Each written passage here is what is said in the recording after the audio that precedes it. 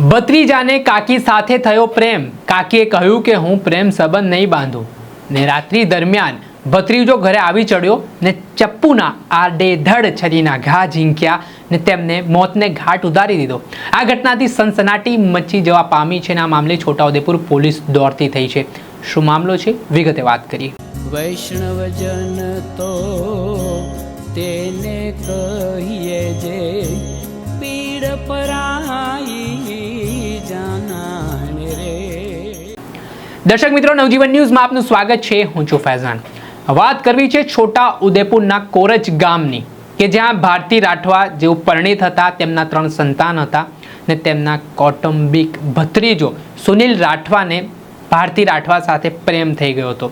આમાં કહેવાય રહ્યું છે કે સુનિલ રાઠવા એક તરફી પ્રેમમાં હતો ને તેણે આ બાબતે ભારતી રાઠવાને પ્રેમ સંબંધ બાંધવા માટે પ્રસ્તાવ પણ મૂક્યો, જે બાબતે ભારતી રાઠવાએ પ્રેમ સંબંધ બાંધવાની ના પાડી દીધી ને આને લઈને શરૂ થયો વિવાદ।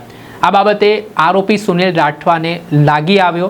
15મી ઓગસ્ટે રાત્રે ભજન કીર્તનનું કાર્યક્રમ હતું ને આ કાર્યક્રમ પૂર્ણ થયા બાદ આ બાબતની દાજ રાખીને તે હવે ભારતી રાઠવાની હત્યા માટે ફરી રહ્યો હતો। ત્યારે રાત્રે મોડી રાત્રિના અરસામાં આરોપી સુનિલ રાઠવા છે તે પરિણીતા ભારતી રાઠવાના ઘરે પહોંચ્યો ને તેની પાસે જે છરી હતી તે છરીના આડેધડ ઘા ઝીંક્યા અને ત્યાં લોહી લોહાણ હાલતમાં ભારતી રાઠવા છે તે જમીન પર ઢળી પડ્યા હતા। આ ઘટનાને પગલે જ્યારે સવારે તેમના સંતાનો ઘરે આવ્યા અને આ સ્થિતિ જોઈ ત્યારે તેઓ રડવા લાગ્યા અને પોલીસને જાણ કરવામાં આવી। ત્યારે છોટાઉદેપુર પોલીસની ટીમ તાબડતોબ ઘટના સ્થળે પહોંચી ને તપાસના ધમધમાટની શરૂઆત કરવામાં આવી। ત્યારે આ ઘટનામાં પોલીસે હ્યુમન ઇન્ટેલિજન્સ અને ટેકનિકલ એનાલિસિસનો ઉપયોગ કરી તપાસ કરી। તે દરમિયાન સુનિલ રાઠવા નામનો કૌટુંબિક ભત્રીજો છે તે એક તરફી પ્રેમમાં હતો અને તેણે આમાં ભારતી રાઠવાએ સંબંધ રાખવાની ના પાડીને તેના કારણે તેમનું ઢીમ ઢાળી દીધું હોય તેવી માહિતી હાલ પોલીસ તપાસમાં સામે આવી છે। જે મામલે સુનિલ રાઠવા સામે હાલ છોટાઉદેપુર પોલીસ સ્ટેશન ખાતે હત્યા અંગેનો ગુનો નોંધી પોલીસે હવે તેની ધરપકડ માટે તપાસના ચક્રો ગતિમાન કર્યા છે। પરંતુ આજે ચકચારી હત્યાનો બનાવ સામે આવ્યો છે તેના કારણે આદિવાસી વિસ્તારમાં ખળબળાહટ મચી જવા પામ્યો છે।